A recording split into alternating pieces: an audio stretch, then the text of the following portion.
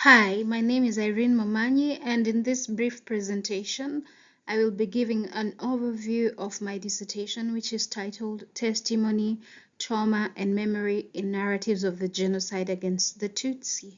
I'll focus on the first two chapters. Um, since the 1994 genocide against the Tutsi, literary criticism on the genocide has predominantly been founded on narratives resulting from the project Rwanda, écrire par devoir de mémoire, which took place in 1998.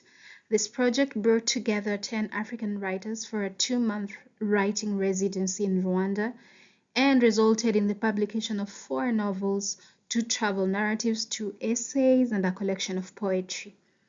While these publications succeeded in breaking the silence of African authors around the genocide and showing moral solidarity with the Rwandan people, the attention they have received has conversely led to the underrepresentation of other narratives, and in particular those written by survivors of the genocide.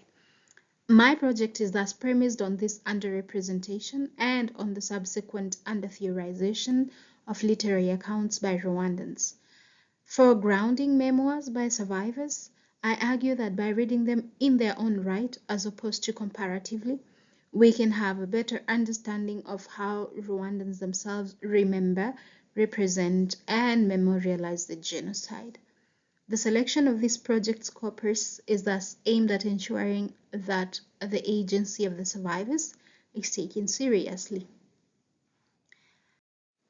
In trauma studies, trauma is often explained using terms such as untranslatability, incommunicable, inexpressible, ineffable, among others.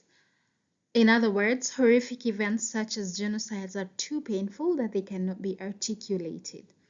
Despite this dominant view, numerous survivors of the genocide against the Tutsi continue to bear witness to the genocide and its aftermath, seeing silence as an unacceptable option.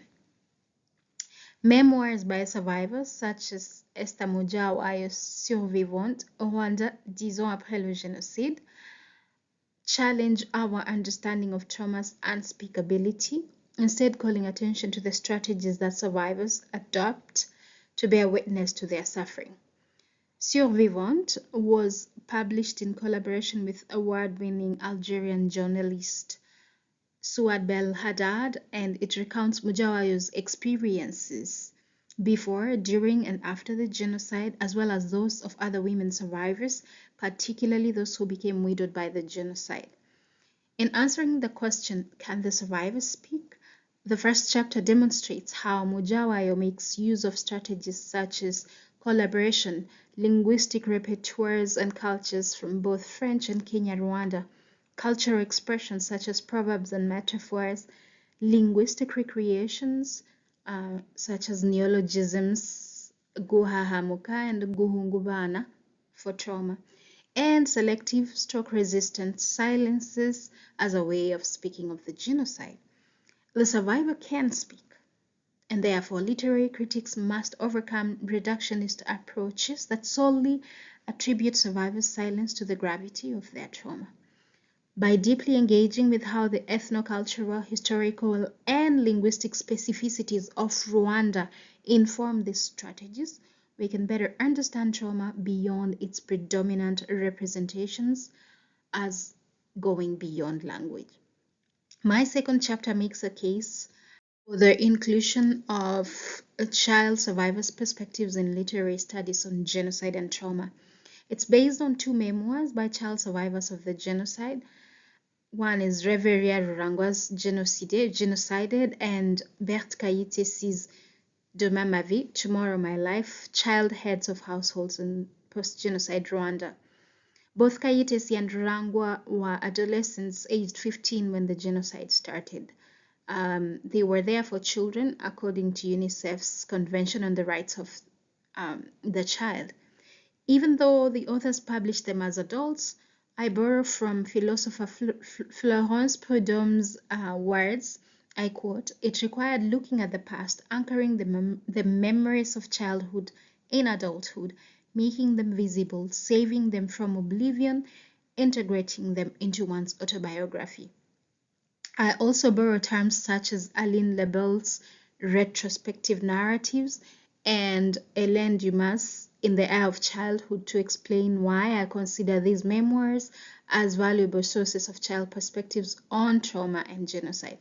Ultimately, in this chapter, I argue that child survivors' perspectives challenge discourses that tend to infantilize, dehistoricize, and depoliticize children.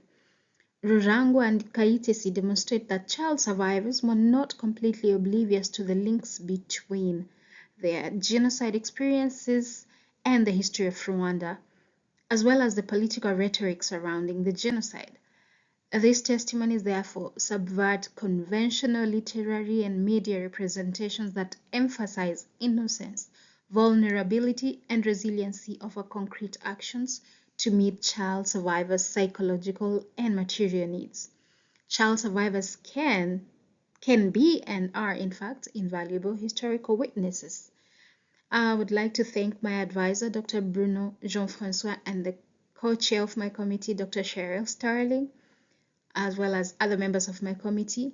But I would also like to acknowledge Penn State's RGSO, the African Feminist Initiative, the Humanities Institute, the Africana Research Center, and the Dickerson Family Award Fund, who have all made it possible for me to do this research and write the chapters that I have been able to write. Thank you.